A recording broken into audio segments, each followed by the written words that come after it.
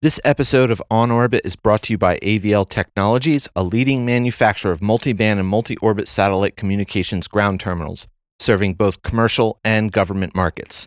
With terminals ranging in size from 60 centimeters to 4.6 meters, AVL provides efficient, cost-effective solutions for voice, video, and data connectivity without the need for specialized training. AVL's innovative and visionary approach to engineering and design ensures the critical requirements of today's missions are met. For more information, please visit avltech.com. That's avltech.com.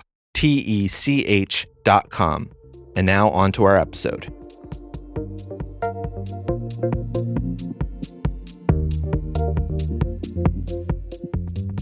In this week's episode, I interview Femi Ishola, founder of Phemotron Systems and winner of the 2025 Startup Space Competition at Satellite.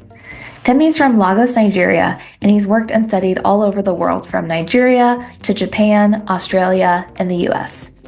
He's taking his global experience developing space systems to use small satellites to solve challenges in Africa. We talk about his experience in the Startup Space Competition and Phemotron Systems' plans to launch its first satellite next year. It's an Earth observation satellite with an AI engine for onboard edge computing. Femi looks to establish his company as a key satellite integrator in Africa and help grow the space industry and expand African countries' access to satellite solutions. He hopes his startup space win will encourage more investment in the African space industry. I'm Rachel Jewett, and you're listening to On Orbit, the podcast that asks, what's our future in space?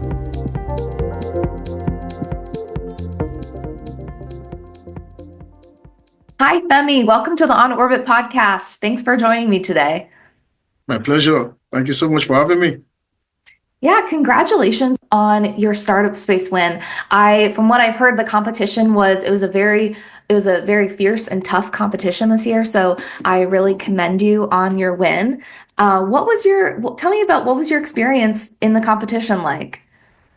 Yes, I agree with you. It was a very fierce competition. I would say I'm a little bit flattered that I won the competition because judging by the quality of pictures that came on board, I was really quite impressed by all the other competitors. They did a very good job delivering their business model. Their successes were very impressive.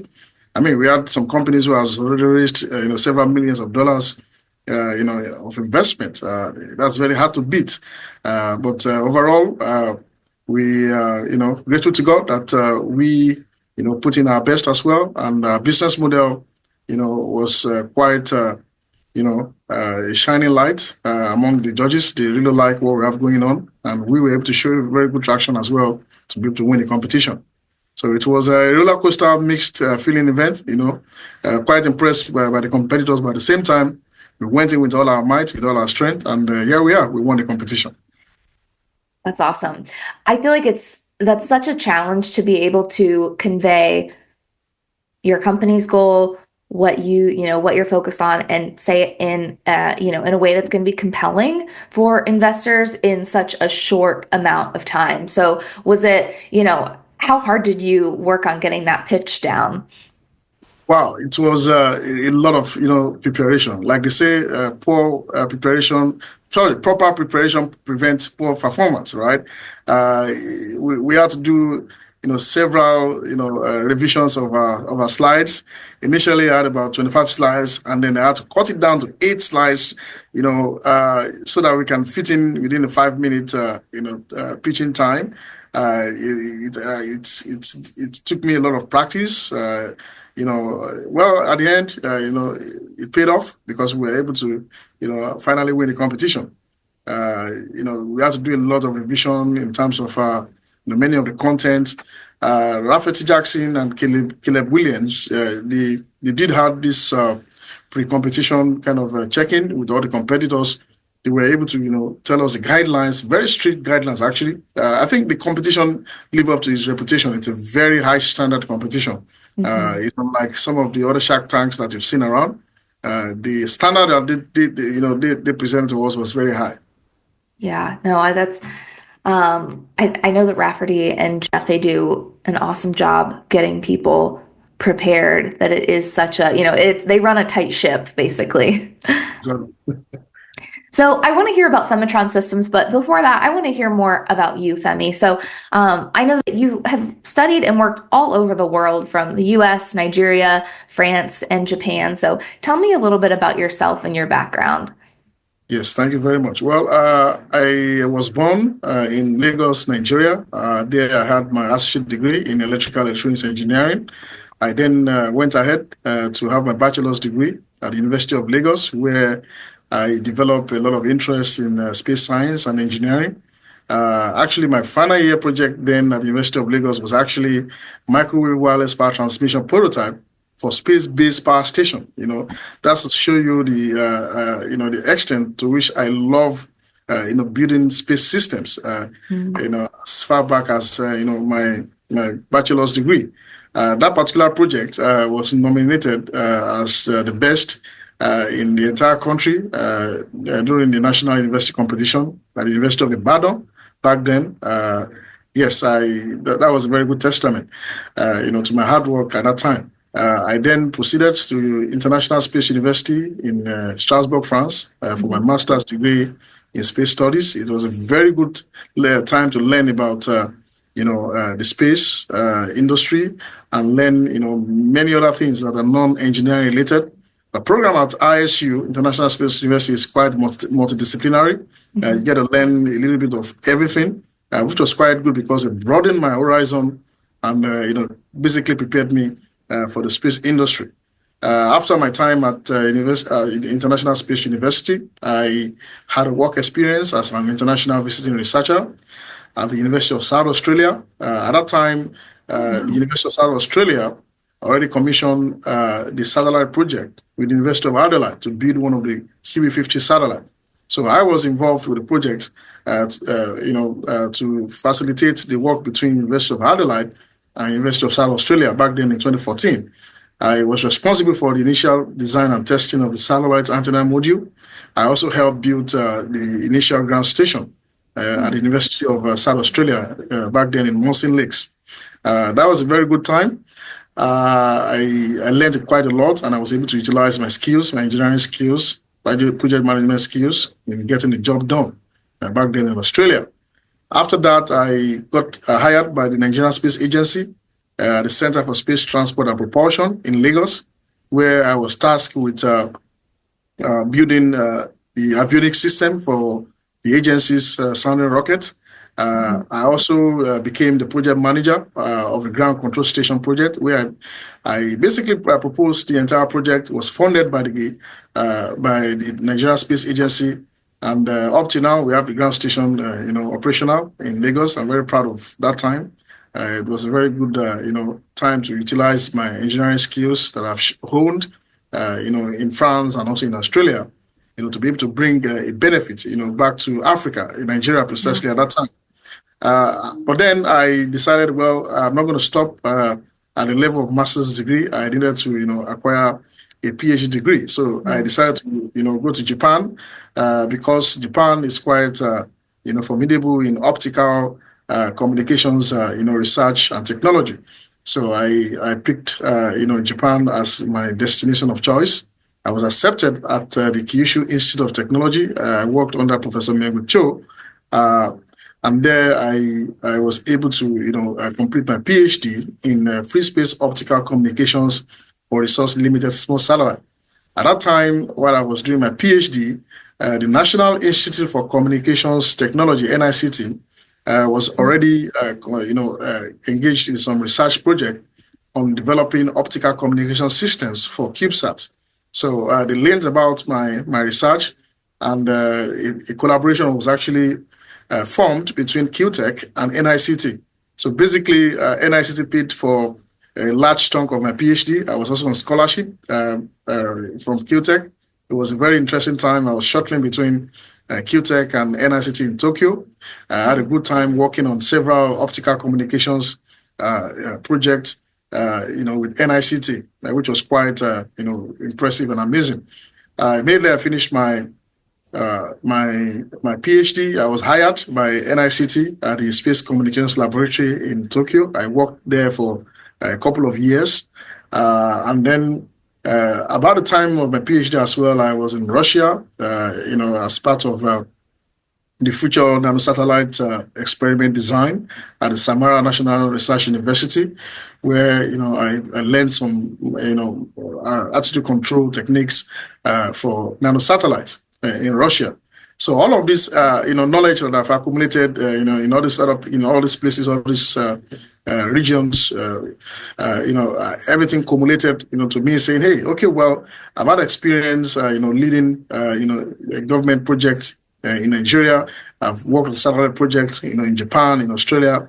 Now is the time to solve, some major problems in Africa by, utilizing Phemotron as a vehicle, to provide small satellite assets that can help solve, food insecurity, and all other problems that we have in Africa. That's my journey so far. Awesome. I mean, wow, that is truly amazing how many different countries you have worked and studied in. That is such a cool story. So you started to tell me a little bit about starting Phemotron Systems. So tell me about what was a little bit more about your goal when you decided to start Phemotron, and what your focus is with the company. So Phemotron, when I started Phemotron, actually Phemotron has been existing for a couple of years in Nigeria. Okay. But the line of business that we were doing was a little bit different. We were focused on infrastructural product.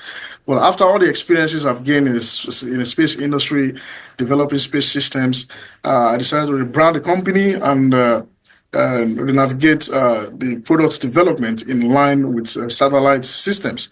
And now we are making small satellite systems, to be able to solve, some basic problems in Africa. Mm-hmm. Why are we trying to do this? African countries, are lagging behind in terms of the space benefit, benefit of space exploration. Let's put it that way. The kind of satellites that the European countries are putting in space, and all other, Western countries are putting in space. African countries cannot afford them. These are expensive assets for majority of the African countries. But then the space is free for everyone, right? Everybody should participate in space. Everybody should, get the benefit of space. Then I decided to come up with this idea of utilizing smaller satellite platforms as an entry point for African countries to be able to, have, their participation, in space, and that way they can start deriving some of the benefit of space exploration. Yeah, absolutely. That's such an important issue. What types of data are you looking to collect with the satellites? Then, what specifically use cases would that benefit in Africa? So initially, our small satellite that we are developing will primarily be Earth observation satellite, basically taking imageries, constant imageries of, regions of interest. And, these imageries will be very useful towards, optimizing, agricultural practices, helping with landmass, urban and regional planning, and, also, things that the government would use, satellite imageries for. We are also trying to develop the ADS-B sensors that can easily pick up aircraft signals from the orbit. So with that, African countries can be empowered by getting insight into the air traffic in their airspaces, and so on and so forth. So, but basically, our primary satellite that we are developing currently, basically Earth observation satellite that we're taking imageries, and these images will be very useful for the space agencies and the government organizations in these countries to be able to add value to their citizens. Absolutely. And where are you at in terms of satellite development? When will the first satellite launch? Right. So we are fast growing. Actually, we are currently building our prototype, which will be flying. We have an operation in Japan. So the Japan subsidiary is currently active, where we are fast assembling the satellite systems. And also here in the US, we already assembled our ground control station, where we're going to be monitoring the satellite from space. So everything is happening very fast, and we hope to be able to have our first launch next year. Awesome. And is this the satellite? Is this AI Motherbox One? That's right, the AI Motherbox One. That's right. Awesome. And tell me a little bit more about like the AI component and onboard computing. So we call it the AI Motherbox One because we are, hoping to have the first a fully fledged AI engine. The AI engine is basically an AI accelerator that is able to, provide, onboard edge computing in space at a speed that is, much more superior to what the current onboard computers for smaller satellites can do. If you have a higher onboard computing capability on orbit, it means you're able to perform edge computing right there in space. You don't have to download, a large amount of data from your satellite before you can, get actionable insights from your space asset, right? The satellite itself can, sift through all the images it has taken and send down only the relevant ones. If you have operated satellite missions before, those who have operated satellite missions before, they would agree that the vast majority of data collected from satellites are actually not really useful. Most of the time, you have the camera facing the sun, the camera facing some other areas that are not really useful. So those kind of images, when you're trying to send them together with useful data, you basically trying to, it limits the efficiency of the usage of the satellite. But if the AI engine can do the onboard processing and send down only the good ones, the useful ones, then you optimize your satellite platform and then you can get better mission returns. So basically, you're looking to use the onboard computing so you won't have to downlink as much data. You can only downlink the relevant data. That's right. And then also the AI engine can also help with formation flight. We are open to demonstrate an autonomous spacecraft operation, satellite operation. This is a very challenging task, especially when you're using microcontrollers, in your OBC. But if you have an AI engine that has, better capabilities, then you can, basically have a much more autonomous, satellite system. Well, this is challenging, especially looking at some of the derivatives that you're going to be dealing with, like the amount of power that your AI engine is going to be consuming, and how do you generate sufficient power on orbit, to be able to keep the system running. So these are some of the innovations that we are solving and bringing to the market. Yeah, that is really interesting. Tell me about why it's important that, you being from Nigeria, that you are designing systems that you think are going to be beneficial for Africa versus someone that is not from Africa looking to design solutions. Yes. Right. So I think this kind of it touches personally with the African leaders. They are happy to see their own trying to solve their own problem. And of course, profit is always something that is important to every company. Phemotron Systems will definitely make profit, but at the same time, we want to add value. We want to transform lives. We want to make sure that we make real world impacts on millions of lives in Africa. So that's our main priority. And we, being an African-rooted company, we're trying to achieve just that. So they can relate. The African leaders can relate to that. Seeing that this is one of their own, trying to solve problem that is plaguing the entire continent. Yeah. Do you think that partnering with governments, or do you see companies, like who do you think are going to be the key partners that are going to help Phemotron create a larger impact? Yes, the space agencies in Africa. We have a couple of space agencies in Africa: the Kenya Space Agency, the Nigerian Space Agency, the South African Space Agency. Numerous, many of them have been formed as we speak. And just yesterday, the African Space Agency was officially inaugurated. That was a very big leap for the African continent space aspiration because it provides a platform for unifying all the space programs and policies of all these, individual agencies in all these countries. So it means that now there is a unified voice. It's going to open door for funding, open door for more opportunities and more collaboration. And these are things that can help drive Phemotron business on the continent. Yeah. How have you seen the space industry in Africa change in your career, and how would you like to see it grow more? You see, the African space industry has mostly been, characterized by the downstream companies. Africa has been at the using end of the space products being developed in the West and in China and in Russia.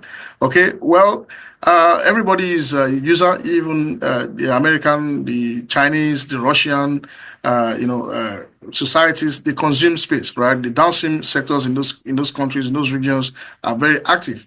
But unfortunately, the upstream sector in Africa is missing, more or less. It's completely there's a kind of lopsided, participation of the upstream versus the downstream. You do not see any manufacturing. Well, there are a couple of them in South Africa, a very, very small number of them. But if you look at other regions like West, North Africa, Central Africa, there's almost no space manufacturing, companies in Africa. So Phemotron is trying to change that narrative. We're trying to, lead by example by being the first satellite integrator in Africa. We want to be the company that's going to be leading the charge in terms of integrating, working together with all these other companies that are already existing in the upstream sector in Africa, the likes of New Space Systems and Simera Space in South Africa, for example. We are happy to collaborate with all these companies to form a vibrant upstream space sector in Africa. That's the ultimate goal for Phemotron Systems in Africa. Yeah, that is awesome. In your acceptance speech, I was really touched when you dedicated the award to African children. What was that moment like for you?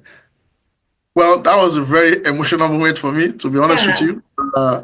you. Being called as a winner on that kind of stage is very huge, right? So for me, I saw it as a win for Africa.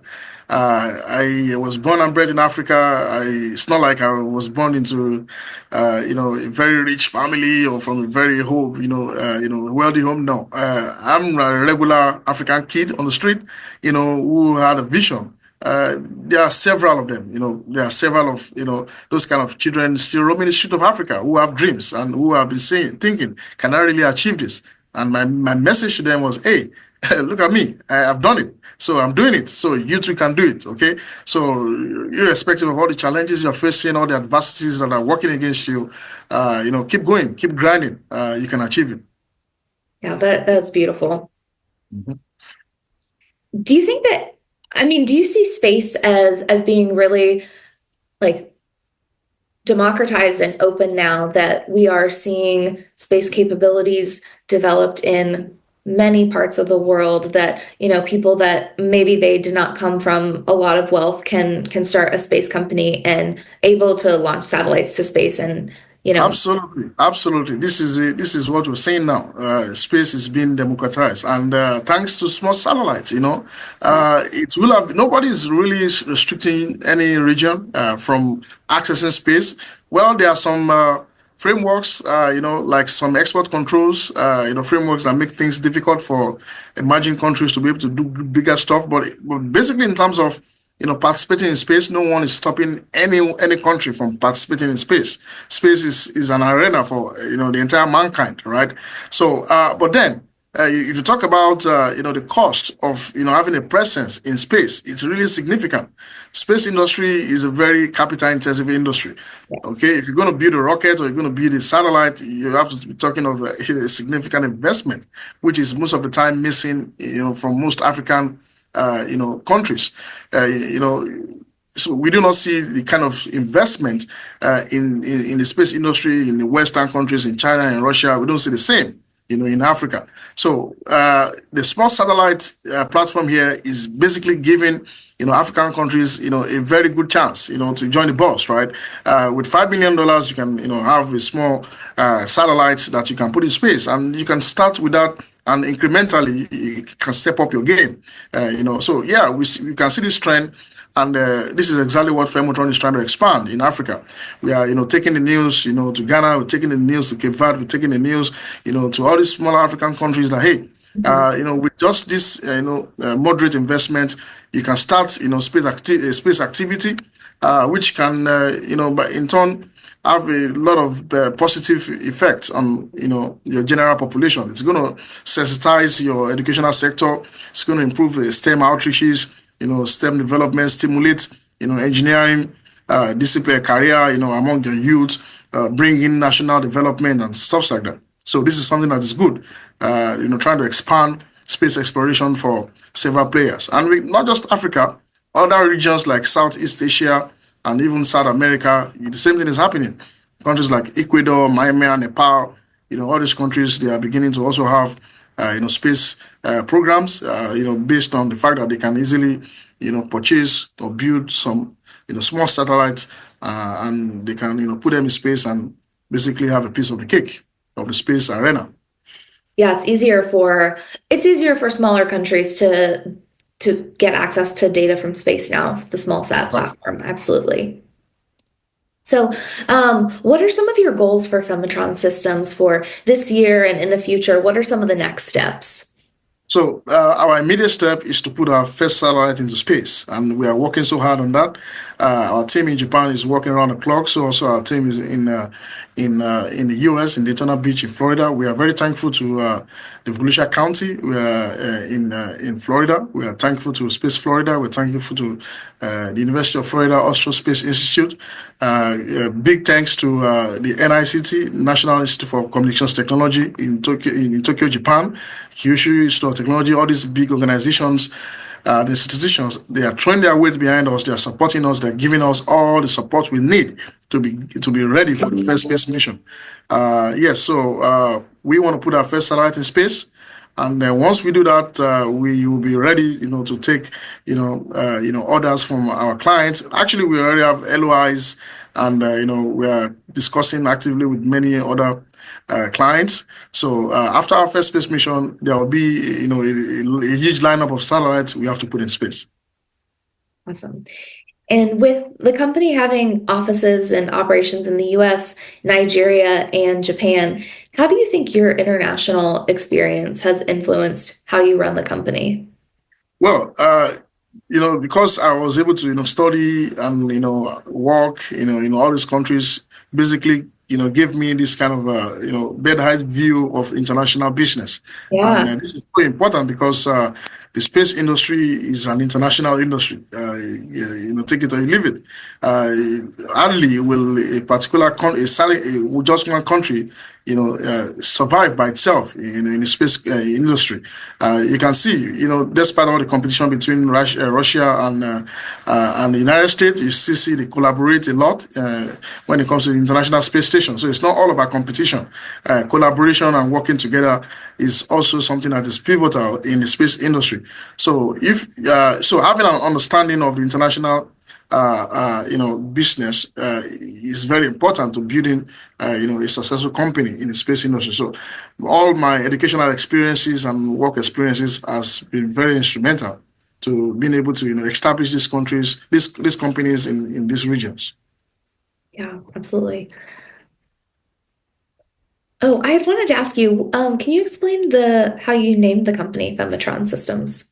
Yeah, it's actually funny because Phemotron is actually a convolution of Femi, which is my name, my first name, and electron. So when I was during my bachelor's degree days at the University of Lagos, I was fondly referred to by my peers, Phemotron, because I used to like anything electrical engineering. I like, to do all this prototyping. I was actually also quite good with, the theory and the practice. In particular, there was this course we did on quantum mechanics. So I would always like, to write all the equations of motions of, all of those details. So my friends were always, trying to call me, in a funny way, Femi and electron. So that was how the name came up together, Phemotron.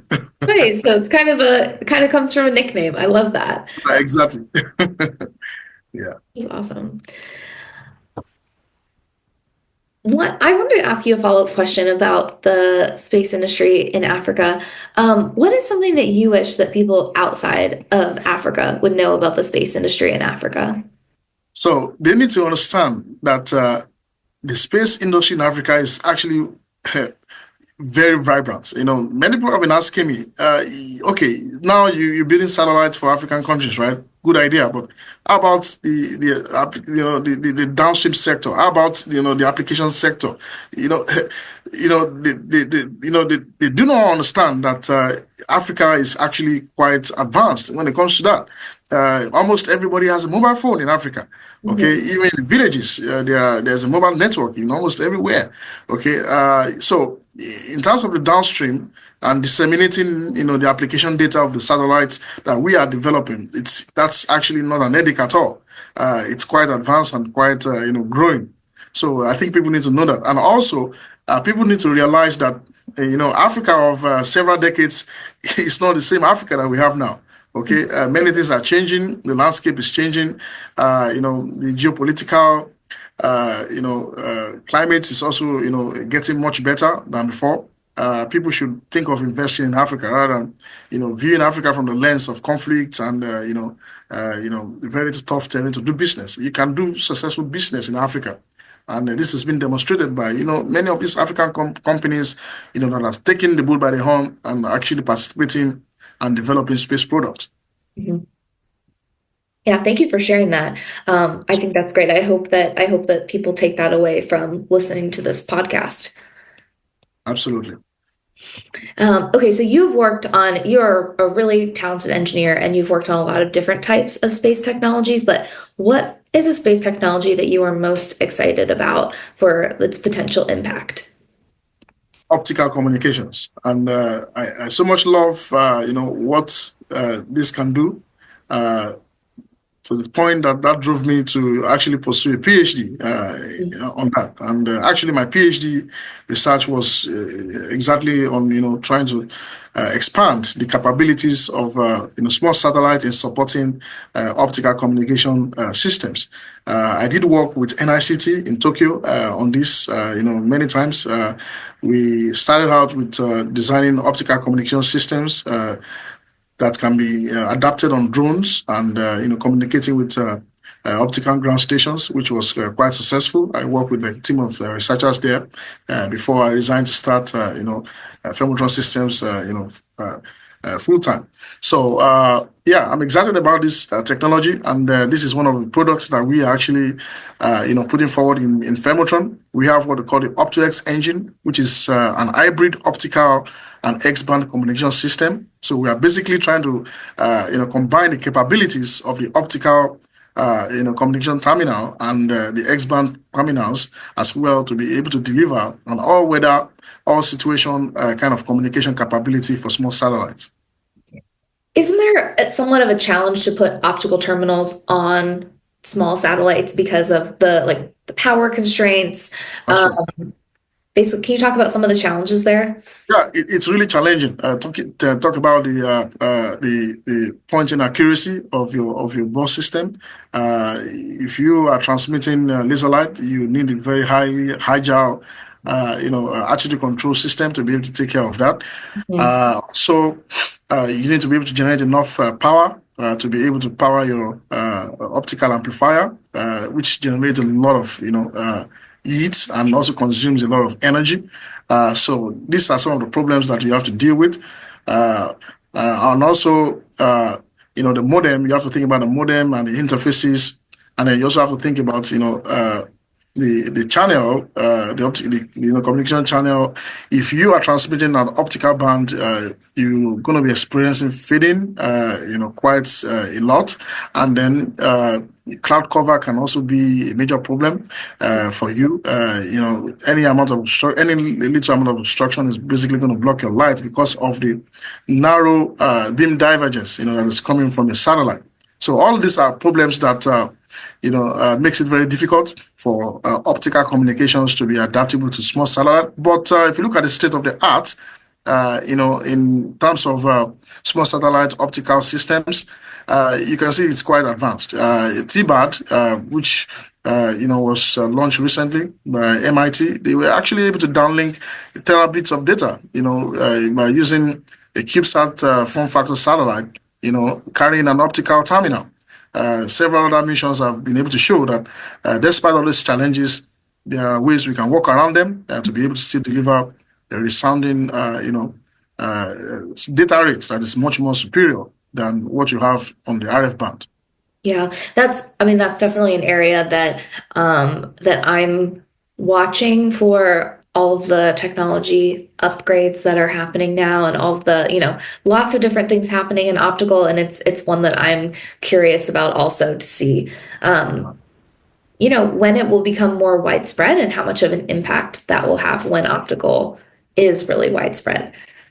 Yes. So one of the things that Phemotron is trying to do basically is we're trying to develop, more or less a universal product.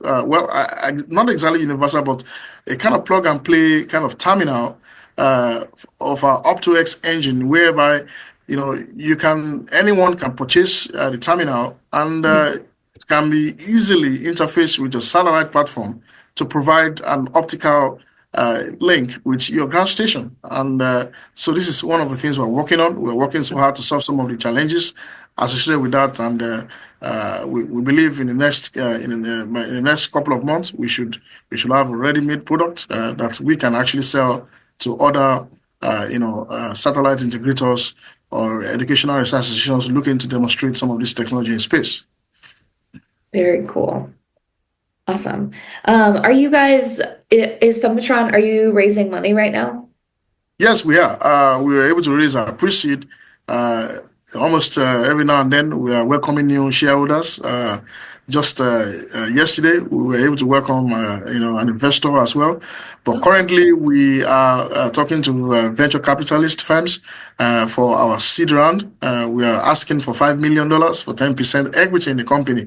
We are talking to a couple of top VC firms. So so we are open to business. We are open for business, and we welcome potential collaborators and stakeholders to reach out to us to help us drive traction. Yeah. So if you're listening, reach out to Femi. And I wish you the best of luck in your round. And awesome. Again, congratulations on your startup win. It was really exciting to hear more from you and to go a little deeper than that 5-minute pitch and hear more about you and Phemotron Systems. I thank you so much for taking the time today. Absolutely. It's my pleasure, Rachel. Thank you so much for having me. I hope my story is inspiring to many African kids out there and professionals who are trying their best to change the narrative about the African continent. And Phemotron is doing our best as well to be able to deliver a top quality product. Thank you so much for this opportunity.